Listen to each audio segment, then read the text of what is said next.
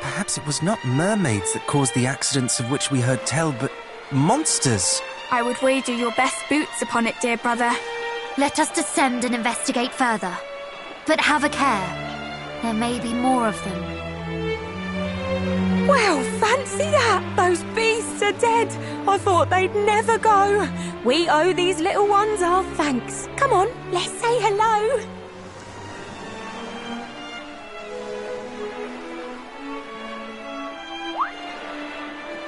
Oh, but sister, those are human children. Shouldn't we be wary? They'll steal our scales to sell at market. Ugh, humans are scary. Oh, don't be silly. What do you think their monster slaying means? That's right, that they're the nicer kind of horrid human beings. Those voices.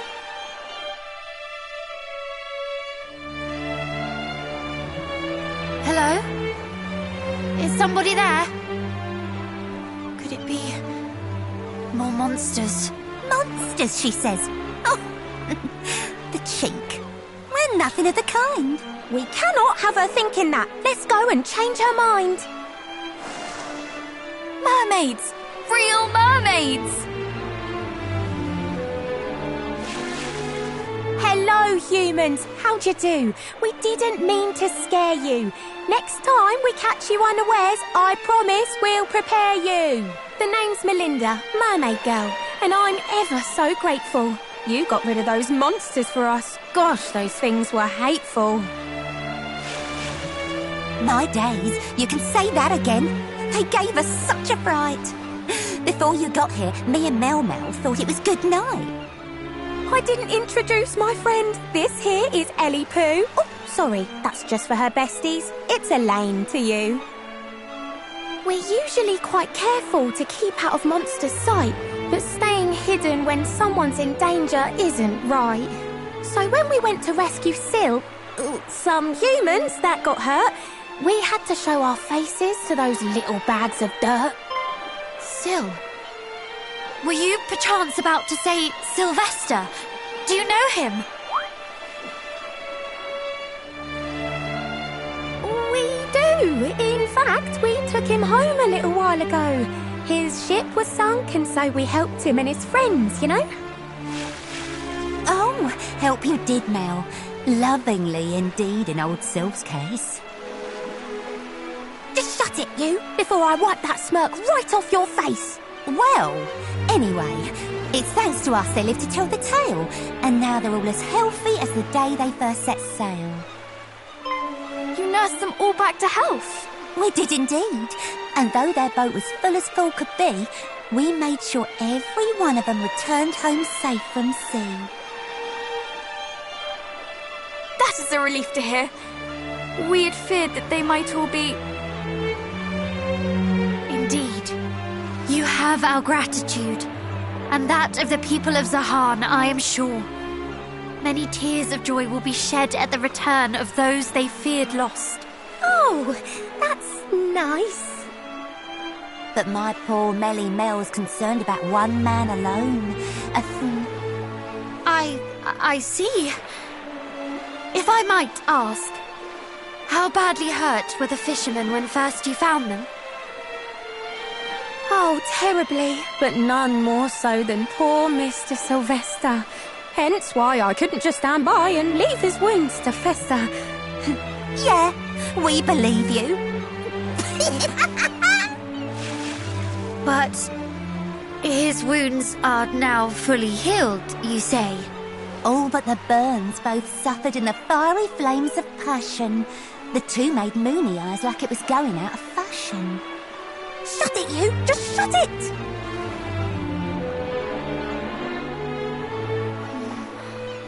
The two of them seem entirely consumed by their own affairs. Though I try, I cannot seem to get them to simply say what happened. What are we to do? What if I were to join in? I must confess to being eager to hear more about these flames of passion. Absolutely not! Forgive me, but you will only exacerbate the situation. They certainly are not what I pictured when I imagined mermaids.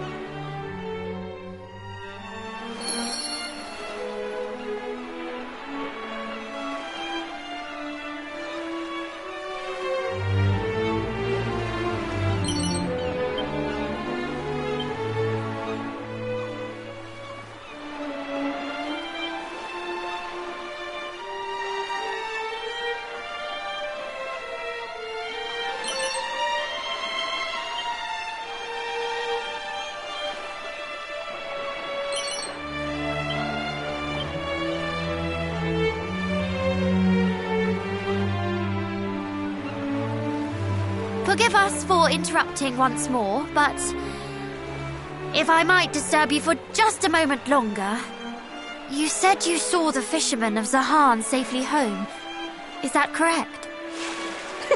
Yup. You have our thanks. Would that there was some way we might repay the favor you have done us. Oh, there's no need for you to give us something for our trouble. Sylvester said he'd be back here with presents on the double. Indeed? Oh, how marvellous! Perhaps his wife and child will accompany him. Given how worried they both were for his safety, I'm sure they are just as eager to say thank you as he.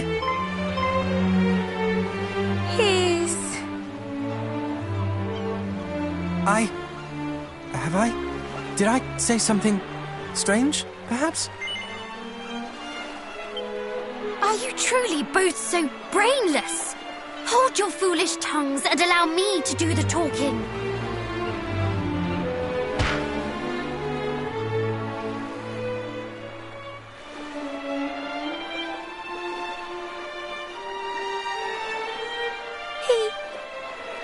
He had a wife and child at home this whole entire time. Not once did either of them ever seem to cross his mind. No, sister, we just did not ask. I'm sure that if we had, that he'd have told us he was both a husband and a dad. But never mind that. Now I come to think of it, we're fine. I don't think we'll be needing any presents. Not this time. Could you please tell Sylvester when you happen to next meet that there's no need for him to come, although the thought was sweet? He's just returned to his beloved family, as you say. Plus, he might be attacked by horrid monsters on the way. But Besides, I doubt he'd bring us anything we'd really treasure. We're mermaids. He's a human. It's a stretch by any measure. I see. We saved their lives. There's thanks enough for us in that alone. We're only glad they're finally fully healed and safely home.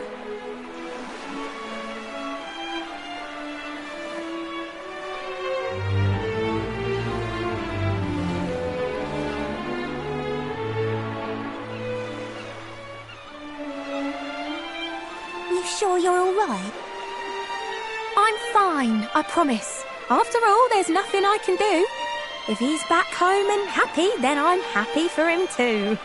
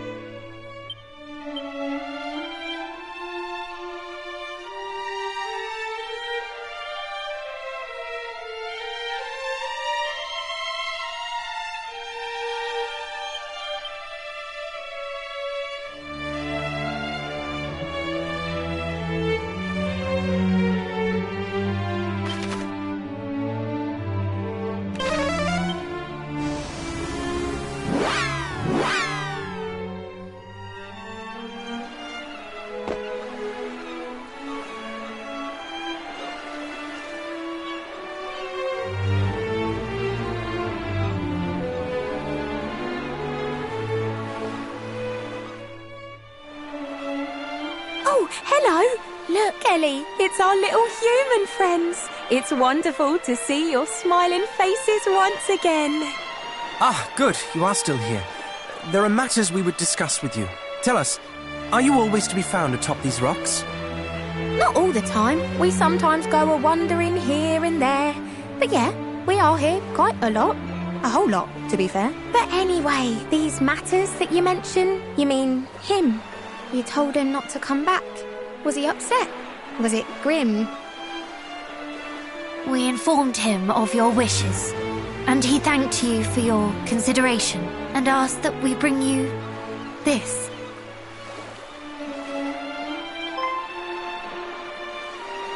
Oh, pretty.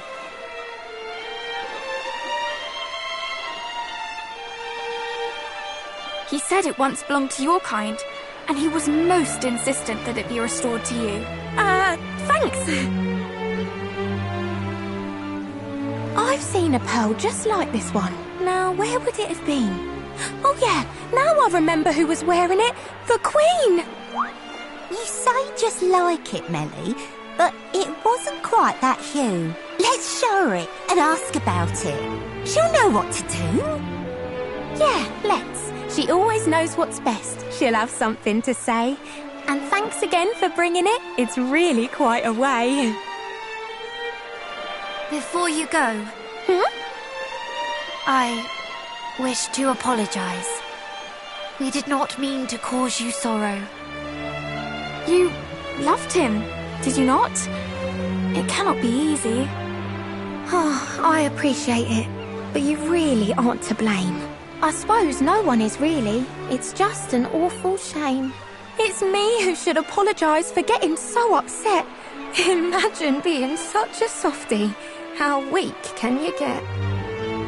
Please do not say such things. To think of others' feelings before one's own is far from weak. It takes great fortitude, and I admire you for it. As do I. Though you profess not to mind, it is clear that you suffer greatly. You are noble indeed, and stylish in the extreme.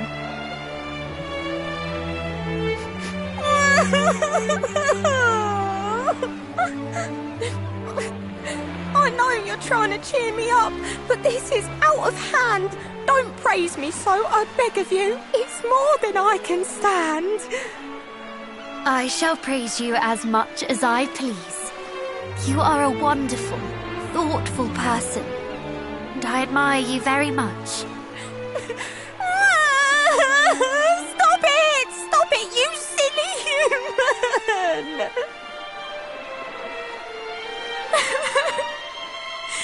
Now I too am weeping.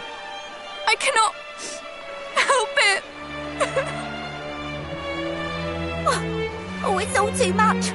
You're just too nice. It's more than I can take. Just look at us. Come, dry your eyes. Please don't cry for my sake.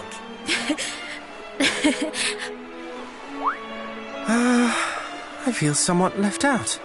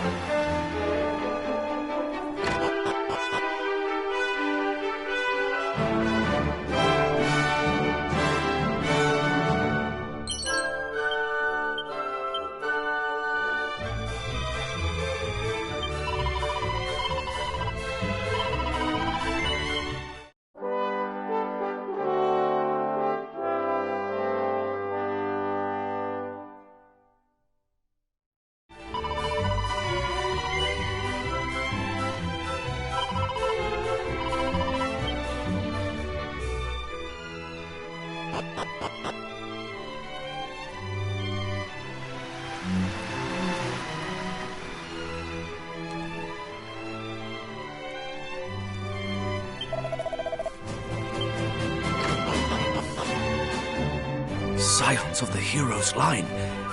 Then this is surely the perfect opportunity. Come, we must strike while they are yet with us. I had suspected thou would say as much. Wouldst thou so blithely shatter the peace we've striven so hard to safeguard? I have told thee, have I not? As long as the stone is ours, we have naught to fear. Ah, thee and thy precious stone. Far better to seek the help of heroes than of some goddess-forsaken rock.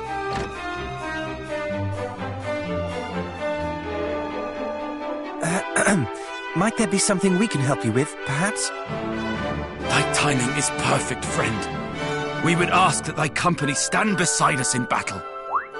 Battle? Perhaps you had better explain. But of course, I'm captain of the town guard. And let us just say that myself and the chief are not entirely in agreement on how our home might best be protected. We live here in meekness and silence, that the fiends above might not discover us. A guard is posted air overhead, and precious few of us are suffered to leave the town, lest, heavens forbid, we encounter our tormentors. With Hargon hard by, this is a wise policy indeed. It is. And yet, this is no way to live. For how long do we mean to subject ourselves to this tiresome life of creeping and cowering? Far better surely to run not from the next cry of monster, but towards it. To stand as one, and strike down those who would strike us down ere they have the chance. And invite their fellows to come a-looking for them when they fail to return. And this, assuming we are even able to overcome them in the first place. What sacrifices might the guard, nay, the town, be forced to make shouldst thou fail in thy proposed endeavor? And so thou proposest that we stand ready with thy wondrous rock, hoping to bargain for our lives instead, should the time come. Wondrous rock? A stone possessed of magical properties. One need only touch it to feel its power. It seemeth the fiends do covet it most mightily. Could it be? I had thought to offer it up should Hargon's underlings discover the town, and in exchange for it ask that we be allowed to walk away unscathed. Thou wouldst bargain with demons, and expect them to listen? Nay, the fiends would surely take the stone for themselves, and slay us all regardless. Better to stand and fight from the first. And what of the town elders? And its babes in arms? Wouldst thou have them too stand and fight? To do so would be suicide. Though the chance of success might be slim, surely 'tis better to attempt to bargain with them than to risk slaughter. And besides, to take a life is no easy feat, even the life of a monster. The captain has the right of it. One cannot hide from monsters and hope for the best. One must eradicate them at the first opportunity. But what of those who fight? What if they should be hurt, or worse? At least they will have fought. Better that than to hide and hope, only to be discovered and slaughtered regardless. Do you not agree, cousin? Or would you, too, choose the path of appeasement? I stand with the chief. We've seen enough death. Well, surely you must have an opinion one way or the other. I know not. What say you, cousin?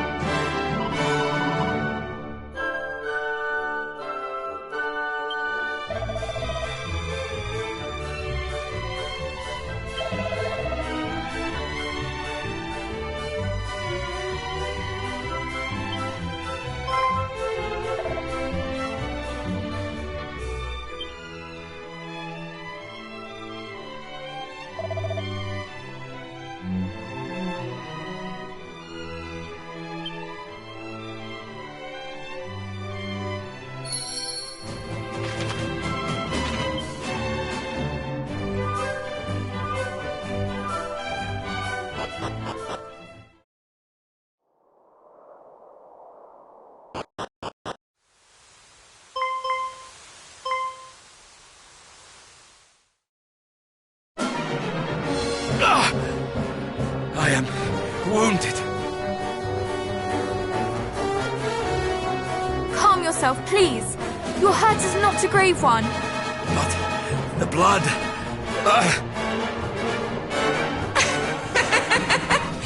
What nest of humans have we stumbled upon here?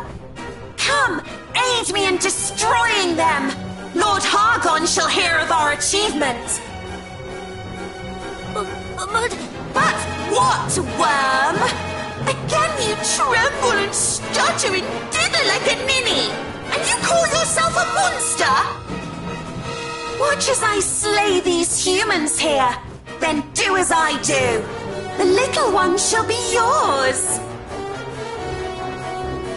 Please! Is there naught we might do to convince you to leave these poor people in peace? Must we fight? Is there truly no other way? Pathetic! Humans will ever beg for their worthless lives, and we monsters will ever laugh as we take them. No, boy. There is no other way but this. Look out!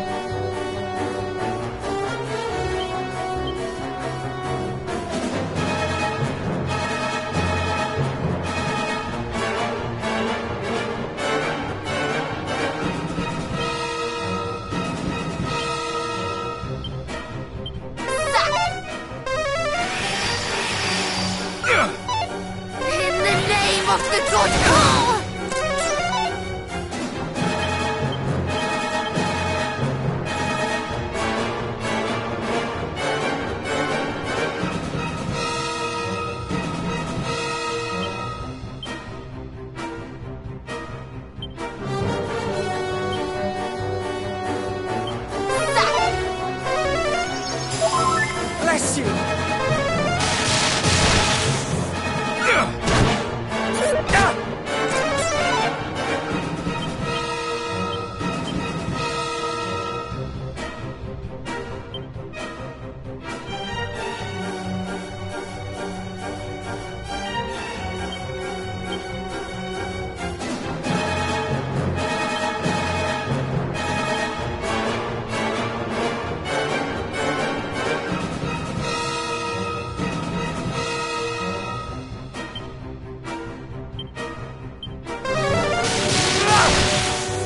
I can help!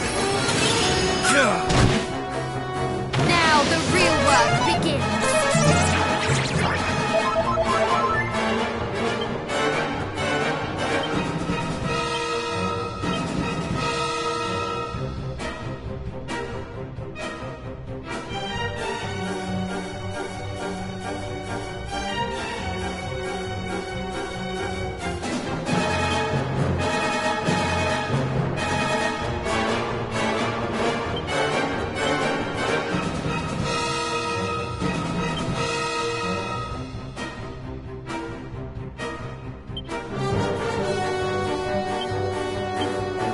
Allow me!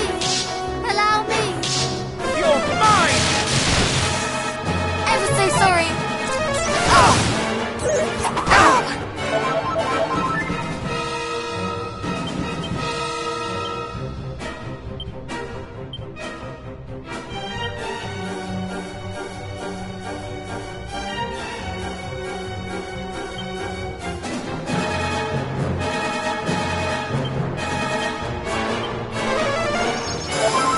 You have my gratitude.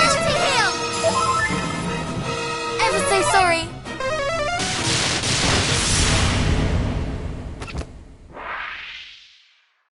Just desserts.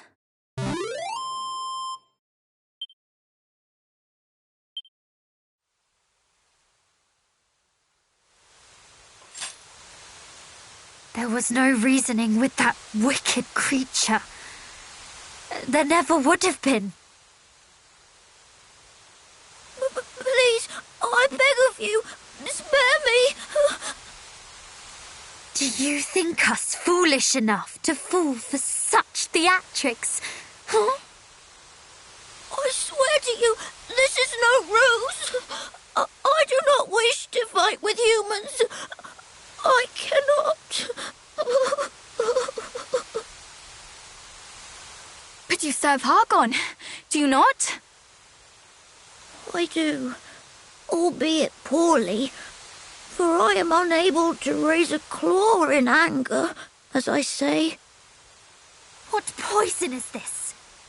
You wish us to believe that you have never harmed a human, and by so doing save your worthless life. Would you extend the same mercy to others? The people of Moonbrook, perhaps? Did you beg of foul Hargon that he spare the lives of those poor innocents as you beg for your own? No. At best you did naught but stand by and watch as they were slaughtered. You are as guilty as the rest of your kind. Though they pleaded to be spared, my people's pleas fell on deaf ears. They were cut down where they stood, and now you ask that we heed your own pleas for mercy?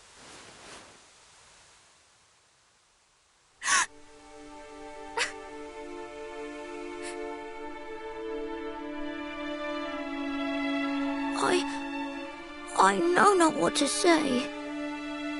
It is true. I stood by and listened as my companions spoke of eradicating your kind. I did naught to stop them. I gave little thought to the terror they endured. But now I know that terror for myself. And in knowing it, I see for the first time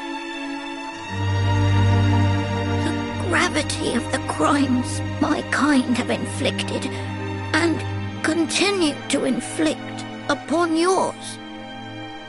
You are correct in all that you have said. I am a moonster in the truest sense of the word, and I do not deserve to be spared. You are. And I shall not spare you. You who did nothing as Moonbrook was laid waste!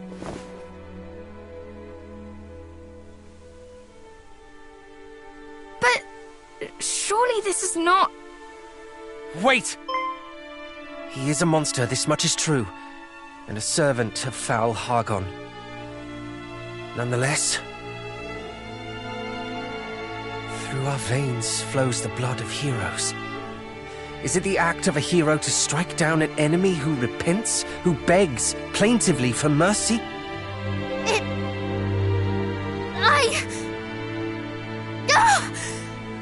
Why do you ask this of me now? Because it pains you to do this.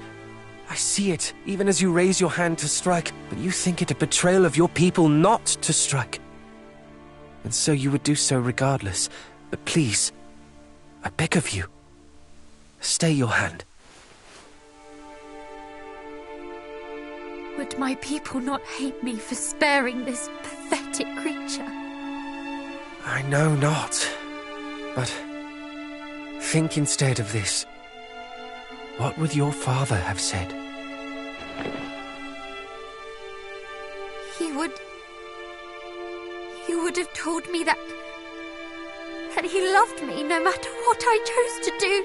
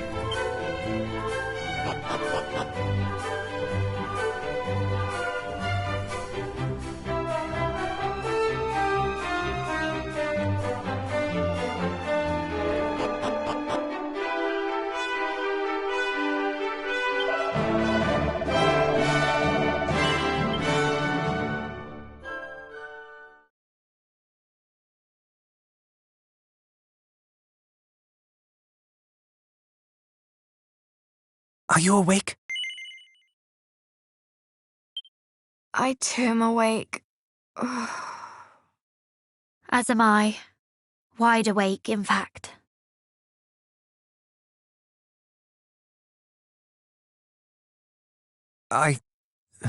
Forgive me. I did not mean for us to quarrel. I should have been more considerate of your feelings. The fault is as much mine as yours. What leader would not wish to protect the villagers in his charge? And yet... Oh, fie upon you both! Cease your bickering! I can bear it no longer! We were faced with an impossible choice. Who could blame us for struggling? You are right, of course. Forgive me. To quarrel is the work of fools, so says our father. And he speaks the truth. I have been a fool. We both have. You have my apologies, and my thanks.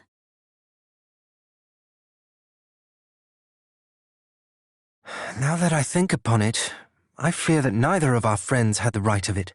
The captain wished to fight, yet could not when the moment came, and the chief wished to parley with beasts. A fool's errand, if ever there was one. Perhaps.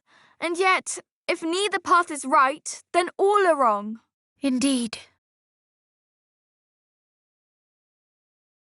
Peace may be returned to this village, to this world, but by one means and one means alone. The defeat of foul Hargon. Hear, hear. And we shall not achieve our end divided, so let us stand together. Indeed. Indeed.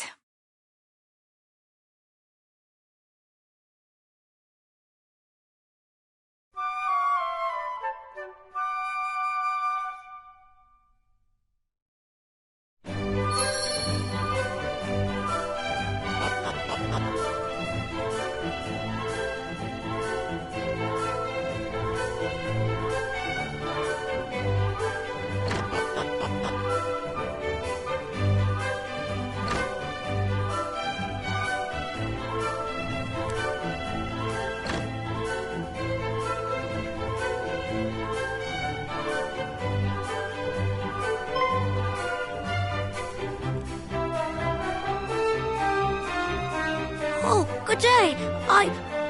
Allow me to thank you once again for sparing my worthless life.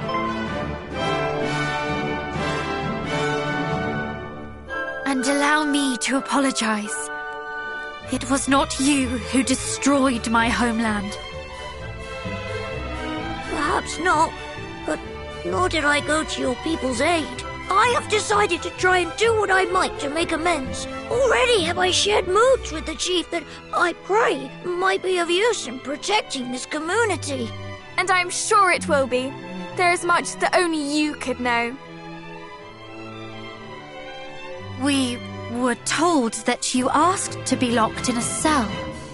I did. A monster loose in the village is the last thing these people need. So I thought it best that I be confined. At least until such time as they feel I might be trusted. I have heard my whole life of the maliciousness of humans, but now that I find myself among you, I see that these were lies. No monster ever permitted me to share my true feelings as the people of Burrowell have. And so, I wish to live among you from now on. We are honored indeed that you think so highly of our kind.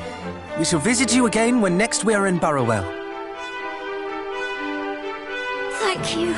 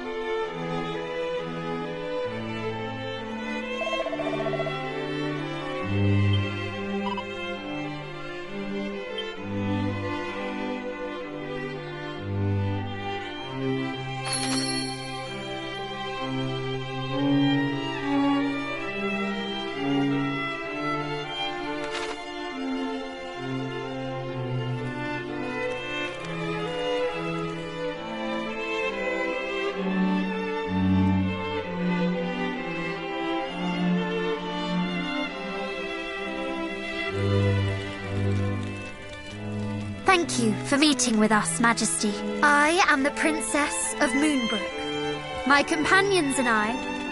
Are the scions of Erdrick? Or are you merely insidious impostors playing a role? Thou art aware of recent events? We of Dirkendor have a talent for catching little birds. While Erdrick may have cast his net wide across the world from Tantagel to Middenhall, so too does Dirkendor. Daily do my servants sail the seas, trawling the world for juicy morsels of information. I would imagine I know all that you do, if not more. Then doubtless you can answer your own question regarding our authenticity. Ha! Naturally. I know you are not imposters. The fake princess travels alone. The true one with her cousins of Middenhall and Cannock. Yet, my sources neglected to mention the princess. Perhaps it is time you found new sources. Now, to what do I owe your visit? We are on a quest to locate 5 small yet powerful stones known as sigils that will help us lay Hargon low. Wouldst thou know aught of them? Would these stones happen to be graven with images? You know of them? It appeareth so. I knew not what it was, though it was clear it possessed a power unlike any other. Chancellor? How may I be of service, Majesty? Fetch that odd rock we discovered. The one I told thee to store apart from the other artifacts. At once.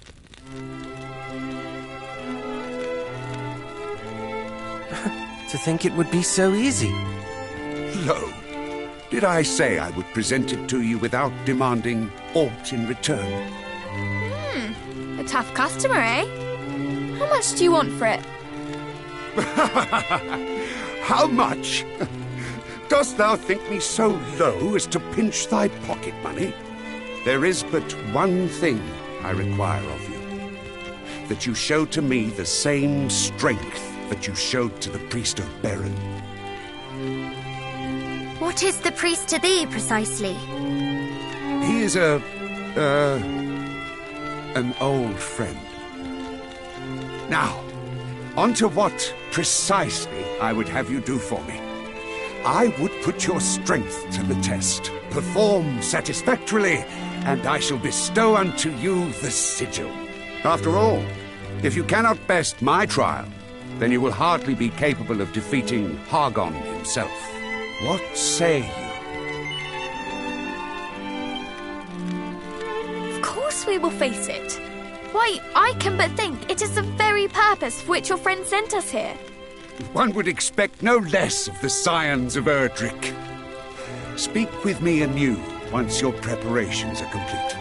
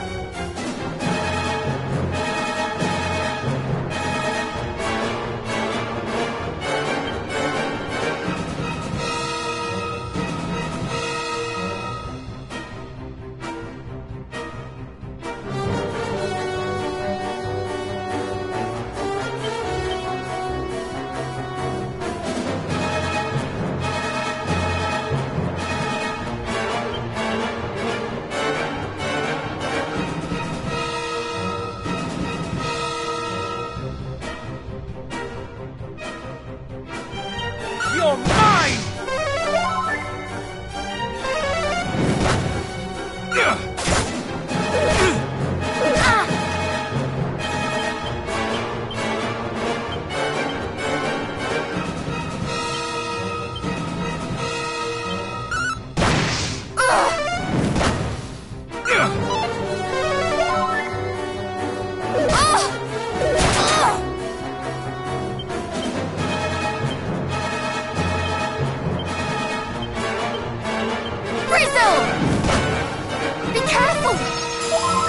You have my gratitude.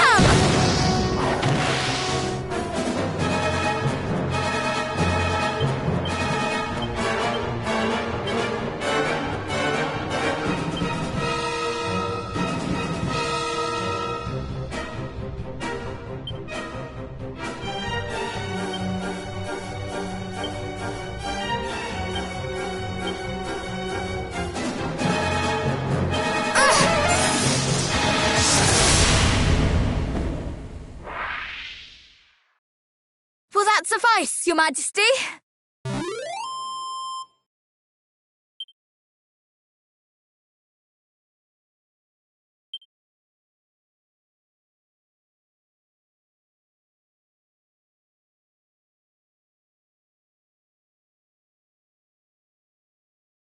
Magnificent!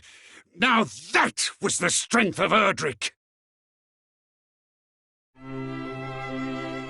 Though, misconstrue me not, this was your victory. the product of your diligence and your fortitude. Doubtless, these same virtues will allow you to reach greater heights still. Here, your reward.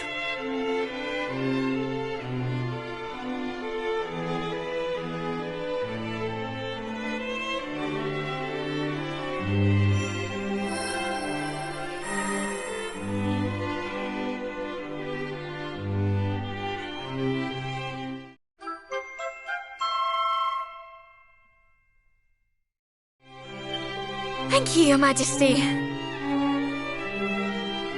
I myself have yet to cross swords with Hargon, but I have heard tell of the fearful powers at his command. He harnesseth his mastery of sorcery to confound his enemies. It will be a fight like none you have faced before. Can we ever hope to best such a foe? Mayhap not at present, but the future remaineth in your hands. Relent not on your quest for greatness, and good luck! Our sincerest thanks, Majesty. I pray that Durkandor too remaineth safe from the monstrous threat. Let them come, I say. My warriors and I yearn for the thrill of combat. In this, and this alone, we welcome all and any uninvited guests.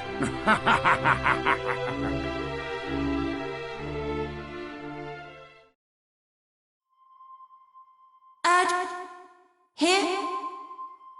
Scions of Erdrick, can you hear me? We are in need of your aid. Come to the Shrine of Rain, quickly! That was the Overseer, was it not? Let us do as she says, and make for the Shrine of Rain. Something is clearly amiss.